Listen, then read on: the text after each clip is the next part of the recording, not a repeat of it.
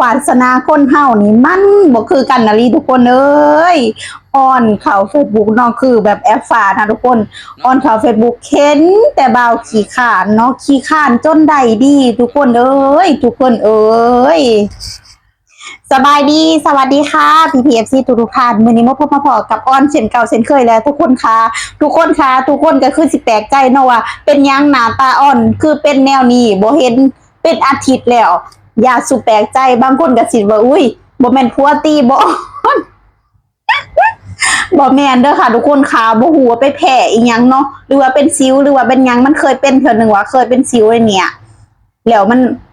ซบมันโป้ขึ้นเนี่ยเฮ็ดบ่ทุกคนเนี่ยข้างนี้บ่บันไดข้างนี้คือปัจจุบันนี้เฮ็ดงานก็เอาแมสใส่ไว้ทุกคนเลยถามว่าเป็นหยังอ่อนบ่ได้เป็นหยังดอกเปิดหน้าเขาเบิ่งอุ้ยเขาว่าผัวตีบ่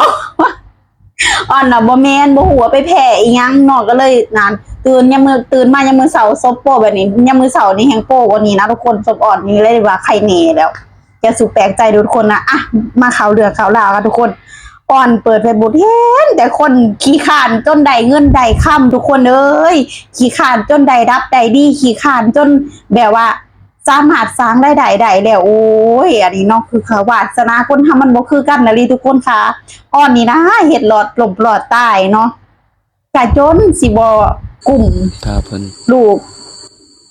กลุ่มปากลูกกลุ่มปากครัวเนาะกลุ่มปากพ่อแม่ขนาดเฮ็ดงานบ่มีวันหยุดเลยทุกคนอันนี้ที่กับการนอนเพิ่นเฮ็ดงานทุกวันจันทร์ถึงวันเสาร์เนาะแกยังสิบ่กลุ่มเนาะทุกคนอันนี้เขาขี้ข้านเนาะก็คือมีไอโอ่งหั่นแหละที่ว่าวัยรุ่น90น่ะทุกคนค่ะที่เอาได้คลิปลงเนาะทุกคนทุกคนได้เห็นคลิปบ่PPFCได้เห็นบ่อ้อนได้เห็นแล้วโอ้ยอ้อนแล้วหัวเนาะทุกคนโอ้อ้อนว่าขี้ข้านปานนี้ยังเอามาเป็นผัวคืออ้อนนี่ย่านอยู่เนาะทุกคนย่านทีบตก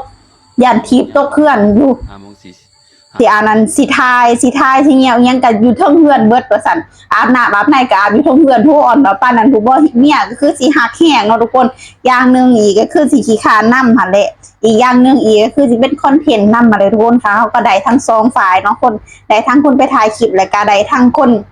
แสดงนำเนาะล่าสุดก็ดังทั่วประเทศลาวเลยทุกคนเอ้ยคนเบิ่งคลิปเป็นล้าน2ล้าน3ล้านคนเบิ่งคลิปเพิ่นเป็นล้านเนาะเขาว่าปุ้ยเจ้าขี้ข้านนี่จนได้ดับได้ดีได้อายเอ้ยว่าซั่น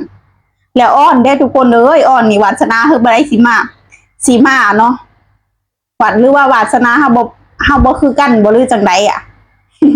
อ้อนเห็นความมันนั้นความขี้ข้านของเขาเลยขี้ข้านก็ได้ดีเนาะพ่อใหญ่อันนี้กลับมาเบิ่งเจ้าของป้าดุกะแบบมาจังไดอ่ะเฮ็ดงานเป็น10 ปีก็คือบ่เคยว่าได้แบบอันนั้นปานนั้นเนาะทุกคนที่คือเว้าเลยคนเฮามันบ่คือกันเนาะทุกคนคนเฮาบ่คือกันเนาะก็อ้อนก็ชาอยู่ทุกคนเอ้ยชาว่าเฮ้ยบ่ได้สิถึงแล้ววันที่1อยู่บ่ได้สิถึงแล้ววันที่1อยู่เนาะแต่ตอนนี้มันยังบ่ถึงจะเทื่อเนาะได้แต่รอท่าอย่างเดียวหั่นนะท่าเขาโทรมาว่าฮัลโหลคุณ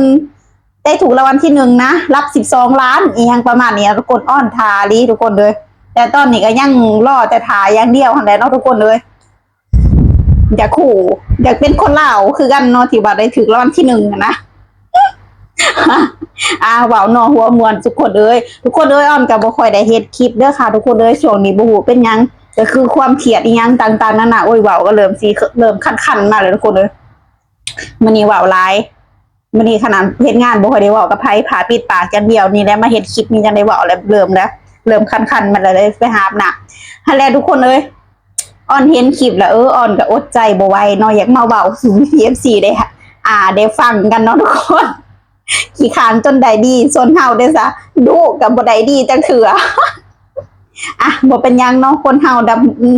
สักมื้อนึงมันต้องเป็นมื้อของเฮาอะแหละทุกคนค่ะเนาะทุกคนโอเคเนาะค่ะ PPFC มื้อนี้ก็มาอัปเดตซื่อๆเนาะมาเว้าสู่ PPFC ได้รับฟังกันมาอัปเดตชีวิตเนาะเขาขี้ข้านจนได้ดีเนาะส่วนเฮานี่ดุก็คือบ่ได้ดีจักเทื่อแต่กะทาต่อไปแหละทุกคนเอ้ยสักมื้อต้องเป็นมื้อของเฮานั่นแหละเนาะ